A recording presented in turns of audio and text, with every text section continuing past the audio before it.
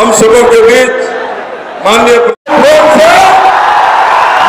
मोदी, नरेंद्र मोदी, नरेंद्र मोदी, अब की बार हर हर महादेव, अब की बार नरेंद्र मोदी, नरेंद्र मोदी, नरेंद्र मोदी।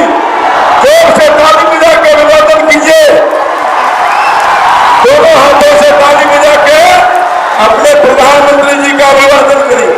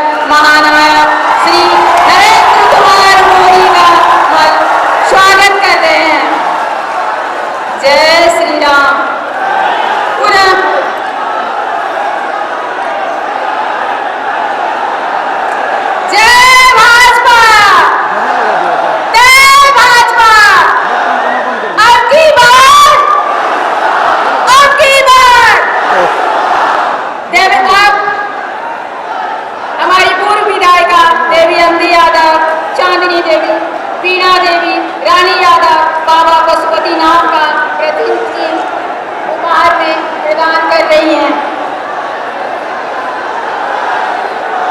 जय श्री राम, जय श्री राम। सभी महिलाएं हमारे प्रधानमंत्री को अपना उपहार प्रदान कर रही हैं। नारी बंधन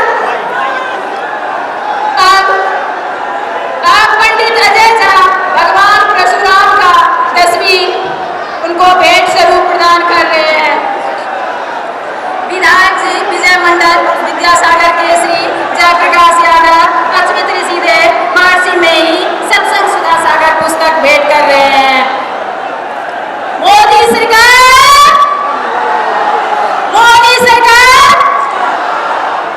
भेदभाव की बाधा तोड़े, के गीत को छोड़े, जाति धर्म से ऊपर उठकर आओ मिलकर युग को मोड़े का नारा देते हुए सबका साथ, सबका विकास, सबका प्रयास का बोले मूल मंत्र लेकर सुशासन का परिचय देने वाले हमारे नरेंद्र मोदी प्रधानमंत्री आपके सामने हैं।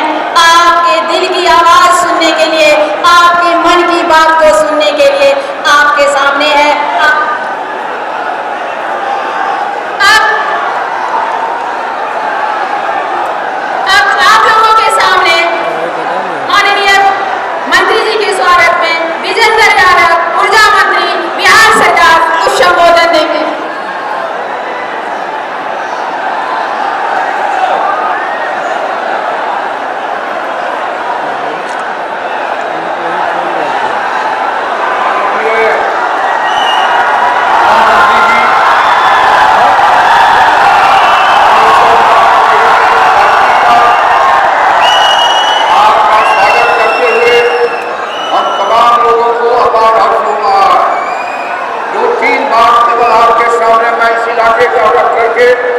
अपनी बात खत्म करूंगा।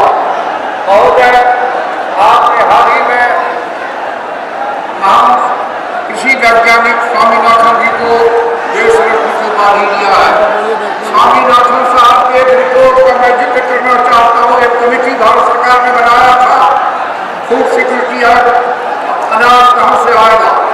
उन्होंने लिखा उसमें कि प्रथम कृषि रोजगार जो बना था 60 के दशक में वेस्टर्न यूपी, पंजाब, हरियाणा उसको घोषित किया, ईस्टर्न इंडिया मरूम रहा। अब पानी की कमी के चलते उस इलाके में उपज घट गई है। Second green revolution eastern India से प्रारंभ होना चाहिए और उत्तर बिहार क्योंकि हिमालय के बेसिन में है, जिन फसलों जमीन केवल दुनिया में उत्तर बिहार में है और हिमालय के बेसिन में रहने से कैनेलियर रिवर बारहमासा नदी है, जब गर्मी फटती है अन्य नदियाँ सूख जाती है।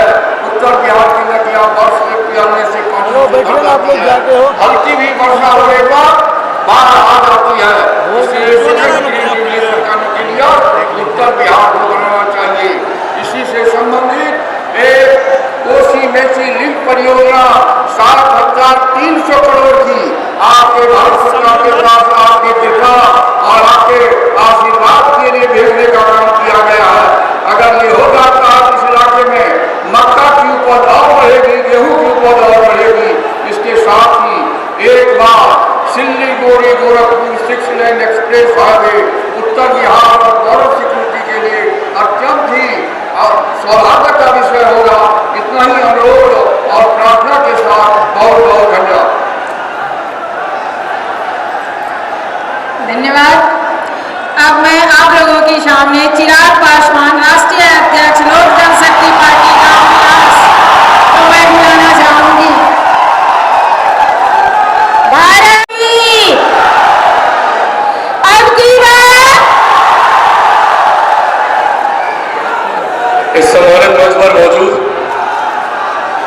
हम सबके गौरव, हम सबके अभिमान, हमारे भारत के प्रधानमंत्री आदरणीय श्री नरेंद्र मोदी जी मौजूद इस सम्मानित मंच पर अररिया से हमारे एनडीए के प्रत्याशी भाई प्रदीप सिंह जी मौजूद, यहाँ पर सुपौल से हमारे एनडीए के प्रत्याशी आदरणीय दुर्गेश्वर कामत जी मौजूद इस सम्मानित मंच पर, तमाम एनडीए के वरिष्ठ नेतागण मौजूद यहाँ पर, तमाम आदरणीय मंत्रीगण मौजूद यहाँ पर, तमाम आदरणीय विधायकगण मौजूद यहाँ पर, भारतीय जनता पार्टी, जनता दल यूनाइटेड, लोक जनशक्ति पार्टी रामविलास, हिंदुस्तानी अवाम मोर्चा, राष्ट्रीय लोक मोर्चा के तमाम मजबूत पदाधिकारी साथी, तमाम मजबूत कार्यकर्ता साथी, प्रेस मीडिया के तमाम पत्रकार साथी, आदरणीय बुजुर्गों, माताओं, बहनों, मेरे तमाम नौजवान युवा साथियों, सबसे पहले आप सबको चिराग पासवान का साथियों, आज जब दूसरे चरण का मतदान हो रहा, आप लोगों को कुछ कहने बताने की जरूरत नहीं। आप सबने मन बना लिया है और जनता आज की तारीख में हम नेताओं से कई आगे हैं।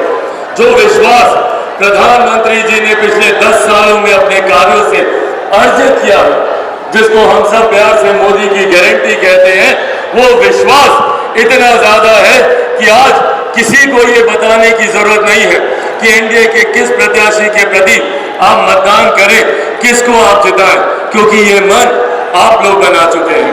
कारण है इसके पीछे, कारण है जिस तरीके से हमारे प्रधानमंत्री जी ने एक के बाद एक देश में गरीब कल्याण की योजना लेकर आए, जिसने भारत की न सिर्फ अर्थव्यवस्था को मजबूत करने का काम किया, बल्कि बुनियादी जरूरतों तक, महिलाओं के शौचालय तक की चिंता प्रधानमंत्री जी ने करने का काम किया। एक तरफ जहां हमारा एनडीए गठबंधन विकास के मुद्दे पर हर रोज आगे बढ़ने का काम कर रहा है, प्रधानमंत्री जी ने हम सबको लक्ष्य दिया कि 2047 तक हम लोगों को भारत को एक विकसित देश बनाना है। भारत विकसित देश तब बनेगा जब भारत का हर राज्य विकसित बनेगा, जब हमारा हर एक जिला विकसित बनेगा, हमारा हर एक प्रखंड विकसित बनेगा, हमारी हर एक पंचायत, हमारा हर एक गांव विकसित बनेगा। ये लक्ष्य प्रधानमंत्री जी का 2047 तक का है।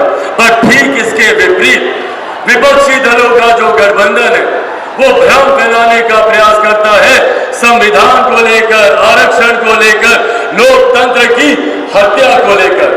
ये एक ऐसा विपक्ष है जो पूर्णतः मुद्दाहीन है। इनके पास कोई उठाने के लिए मुद्दा नहीं है, तो डराने की राजनीति की जाती है कि संविधान को समाप्त कर दिया जाएगा आरक्षण को समाप्त कर दिया जाएगा।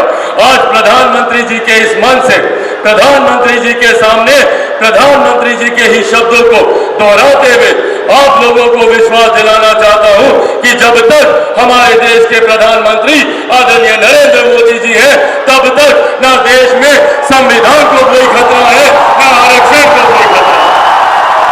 और आज इस मंच से मैं मेरे नेता, मेरे पिता आदरणीय रामविलास पासवान जी के संघर्षों की कसम खाकर आप लोगों को विश्वास दिलाता हूं कि जब तक चिराग पासवान जीवित हैं, ना आरक्षण पर, ना संविधान पर कभी कोई खतरा था, ना भविष्य में कभी कोई खतरा आएगा। ये वादा आप लोगों से करके जाता हूं। पर साथियों, ये समझने की जरूरत हम लोगों को भी है। ये वो लोग हैं जो लोकतंत्र की हत्या की बात करते हैं, जिन्होंने सन 75 में आपातकाल लागू कर सही मायनों में लोकतंत्र की हत्या करने का काम किया था। आज ये लोग हम लोग को लोकतंत्र की दुहाई देने का काम करते हैं। हकीकत है, जिन्होंने अपनी अपनी व्यक्तिगत महत्वाकांक्षाओं के लिए अपने सिद्धांतों से समझौता किया।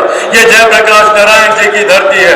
बिहार उनके सिद्धांतों पे चलने वाला प्रदेश है।